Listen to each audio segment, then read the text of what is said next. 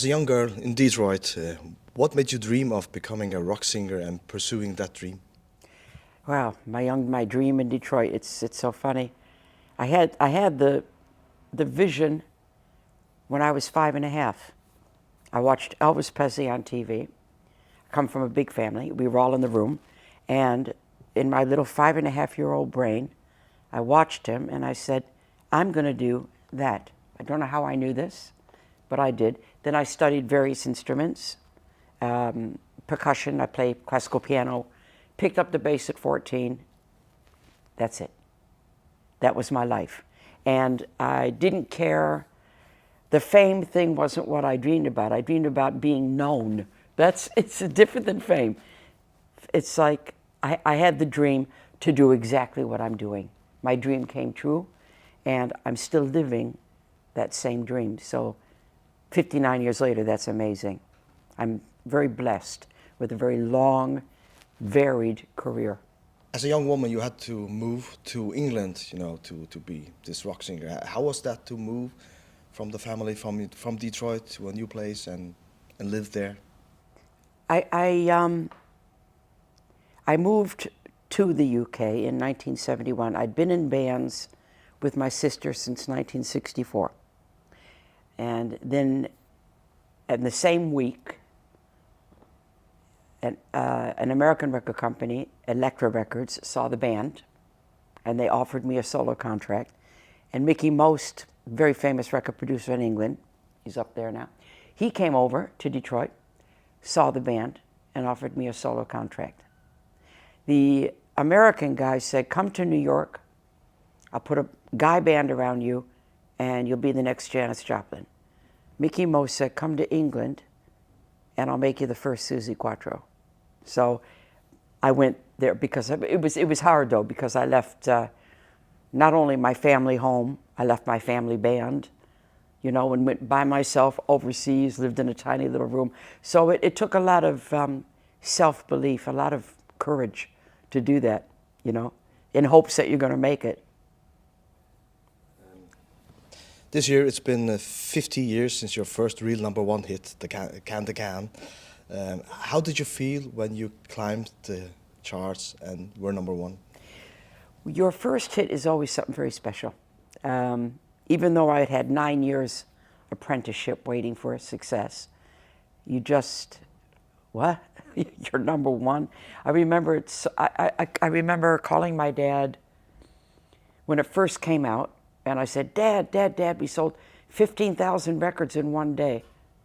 When it was #1, it was sold 77,000 in one day. And you'll get the phones ringing, congratulations, the record company's sending you champagne, you go to the pub to have a drink and everybody mobs you, all of a sudden everybody knows you. So it's a fantastic thing, the first one you never forget. And it's 50 years now, yes, anniversary. Wow, 50 years.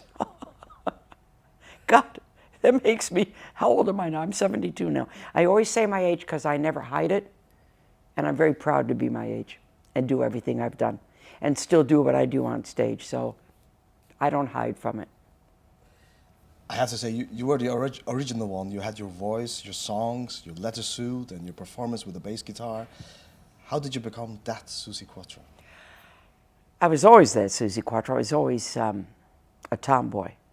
I was always with the jeans and the T-shirts, and that was always me. I had more boyfriends than girlfriends, but in the Pleasure Seekers, I was bass player, front person. So I learned both things together, how to be the front person singer and the bass player. So it became very easy that it was all together. Then the band changed a little bit for about 18 months, and I was put to the back, just playing bass. And my little sister came in to be the new lead singer because we had changed the style, started to write our own songs and everything. And that 18 months, because I was mainly just playing bass, I got excellent at bass. So then when Mickey Most took me as a solo artist to the UK, that original Suzi and the bass playing Suzi did that, and I became the entertainer that I am today. I was lucky that it all happened that way.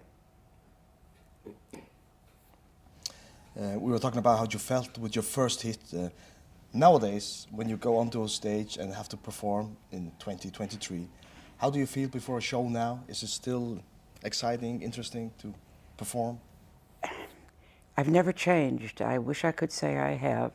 Um, Even after all these years, every show feels like I'm going on stage for the first time. This is just before I go out. There's something happens as you cross the footlights.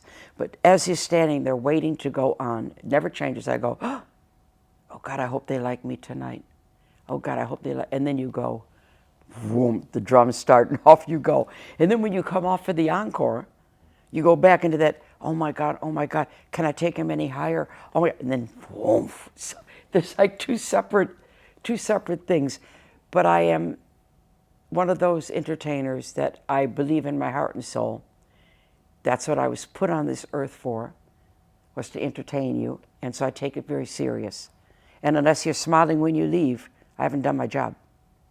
You've been in this music industry since you were 14 or a young girl. How has it been to be a part of this music industry? Well, it's real natural for me. I feel most at home on stage. I understand the industry. I respect the industry. And although I'm one of the guys in some, because I don't even do gender really, I don't think of myself as a female musician. I am. I keep there's a little dividing line here, and don't step over it. So you keep your femininity that way. It has changed a lot now because with the internet and the streaming and the this and the that, it's a different kind of business now. But the entertainment part stays the same, but the selling of records has changed. You don't really make money on records anymore. Everybody says that. They need to find a way to bring that back because artists are making music and not getting anything, and that's not right. That's our livelihood. But I'm pleased to be a part of this business. I love it.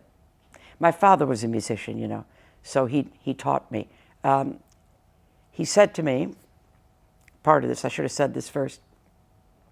I was 16, and we were home from the road for a while. So, you know, he's got 3 daughters in the band, 3 out of 4.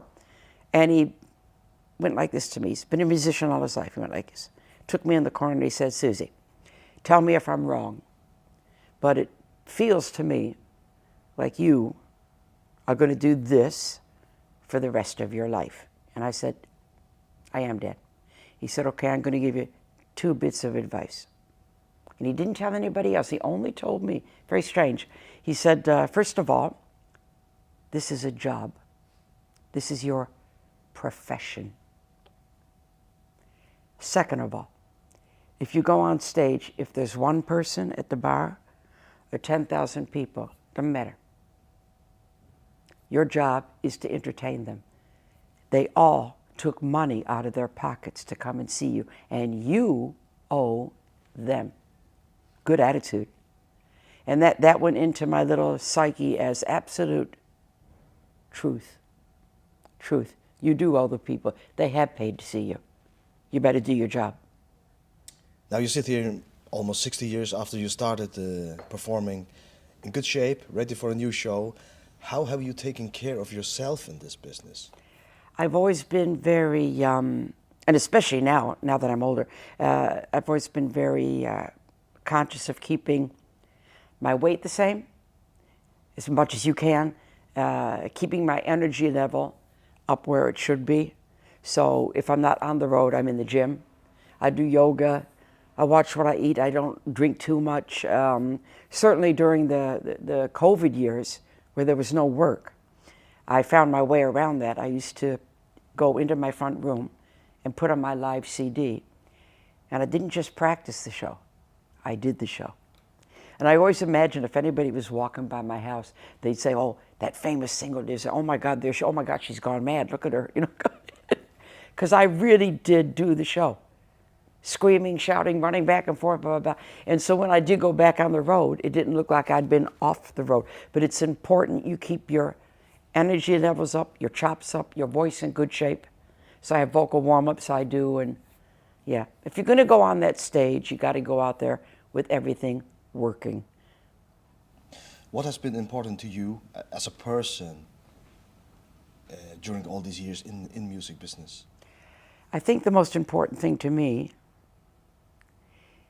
is that I have been able to have many, many years of success and be very much a feet on the ground person.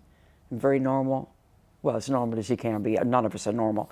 But I'm open. I'm easy to talk to. I don't hide. I'm not Suzi Quatro to people. That's what I'm trying to say. I'm just me. Just me. I'm Suzi Quatro on the stage. I leave that for that. Now you will perform for the first time in the Faroe Islands. Yes. How is it for you to go to a new country to experience a new show, a new environment? The Faroe Islands, it's one of the few places I haven't been, and I've heard so much about it that it's absolutely beautiful. And it's exciting at this stage of the game to be able to go to somewhere brand new. So I'm hoping I'm going to get time. I'm going to make sure I book my tickets early so I have at least a couple of days free to see, you know. Good restaurants and stuff, I hope, yeah? Okay. Good wines? Okay, good. I'm ready. Bring it on.